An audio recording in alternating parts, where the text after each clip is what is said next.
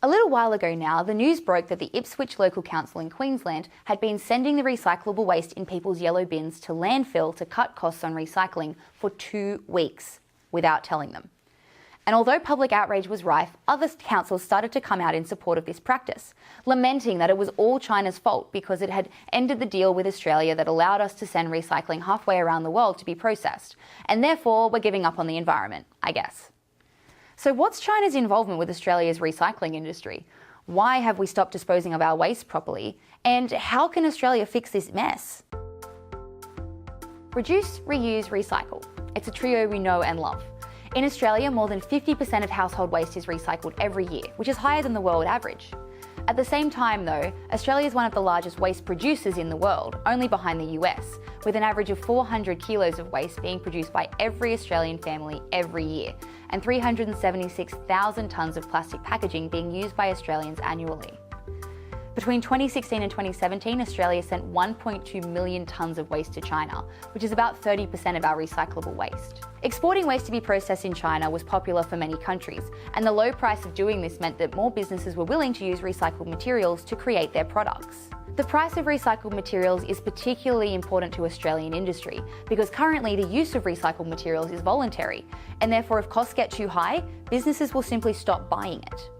Either prices need to stay low or we need new legislation that enforces the use of recycled materials. Due to the difference in price between Australian recycling plants and Chinese plants, much of the recycled material used by Australian companies today is exported from China.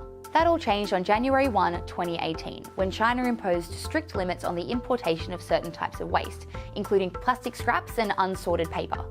It meant that in the case of local rubbish collection, councils went from being paid to collect waste to paying to collect waste. The New South Wales and Victoria governments currently have mechanisms in place to assist councils, but these won't last long.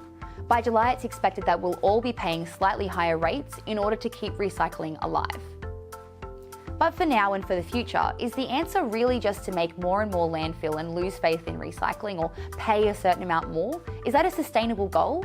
I would say no. It might take a bit of effort and it clearly won't be perfect from the get-go, but Australia has more than China and landfill as options for waste disposal. Australia needs to create legislation that prioritises the use of recycled materials by Australian businesses.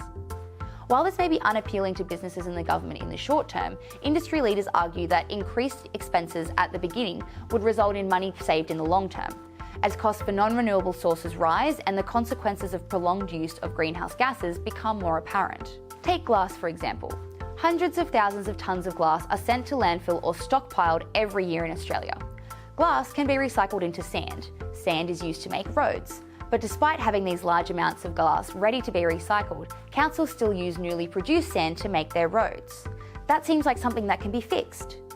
And finally, we need to incentivise the market of recycled material to make it more enticing for businesses to use recycled products. A recycled goods market exists in Australia, and it has the potential to expand to something bigger. We need to treat recycling not as a single-use model where we tried it once and gave up, but as recycling, able to be reformed into something even better than what it once was.